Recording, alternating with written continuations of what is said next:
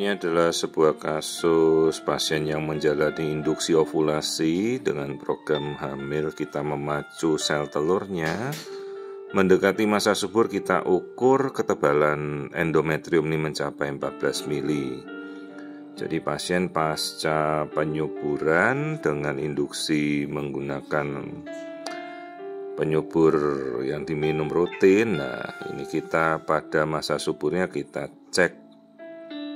Nah, ini kita perhatikan penebalan selaput lendirnya sudah maksimal bagus sekali. Dengan ini gambaran rongga rahimnya juga oke. Nah, ini kita bisa lihat keseluruhan rongga rahim normal, bahkan kita bisa melihat nah ini sudut-sudut tempat keluarnya saluran pada ujung kiri dan ujung kanan yang nanti bermuara ke tuba falopi ya, jadi keluar menuju saluran indung telur. Ini terlihat bagus sekali, normal. Nah, ini rongga rahim yang bagus, rongga rahim yang normal. Tidak ada polip, tidak ada miom, semuanya oke. Kemudian kita bisa mengukur, lah ini folikel telur. Perhatikan secara otomatis dihitung oleh mesinnya sendiri. Dia menghitung berapa jumlah telur yang ada pada satu cycle itu. Perhatikan. Jadi masing-masing warna ini menunjukkan ukuran volume telur pada sisi kanan dan sisi kiri. Jadi ini dihitung oleh volumenya otomatis oleh mesin. Terlihat telurnya besar-besar, jadi ya kita hanya membutuhkan satu telur saja untuk ovulasi. Ini bisa terpacu beberapa sekaligus. Nah, ini kita kembali kita ukur ya, endometriumnya setebal 14 mm. Ini pada fase pre-ovulasi mendekati puncak masa subur, biasanya terjadi pada hari ke-14 atau ke-15 siklus haidnya. Jadi selalu dihitung hari pertama. Nah, pada awal kita berikan penyuburan, terus kita cek menjelang ovulasi. Jadi pada pertengahan siklus.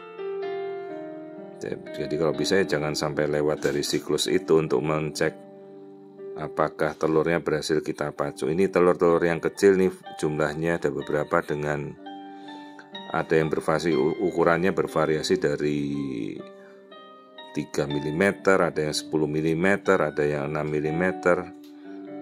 Namun harus ada satu yang besar.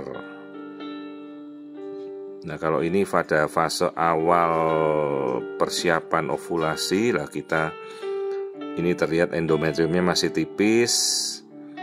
Jadi ini sebelum kita planning untuk penyuburan lah, kita bisa amati juga. Ini menjelang kita suburkan. Nah, ini kita bisa lihat rongga rahim kembali, bentuknya seperti segitiga terbalik itu ya. Jadi ujung kiri, ujung kanan keluar dari rongga rahim saluran tuba.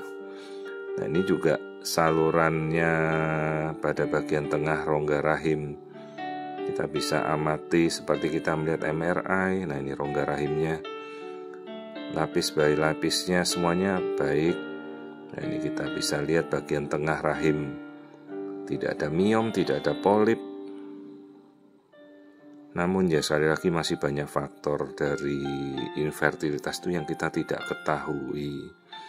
Kadang semua faktor sudah kita gali, tapi juga pasien sudah berhasil kita suburkan telurnya, tetap juga tidak terjadi kehamilan. Bahkan kadang sudah sampai menuju ke inseminasi, bayi tabung juga belum berhasil ya.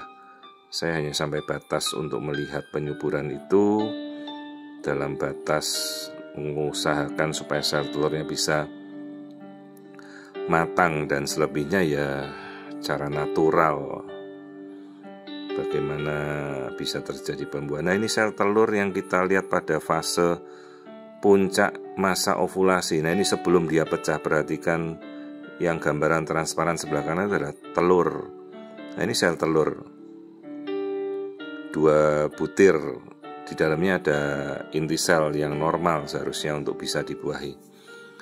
Jadi ini adalah sel telur normal pada fase menjelang ovulasi. Ya mudah-mudahan bisa ovulasi dan bisa dibuahi. Karena kalau tidak bisa dibuahi ya sayang sekali telurnya jadi luruh. Jadi ini ada 2 telur yang membesar dengan bagus.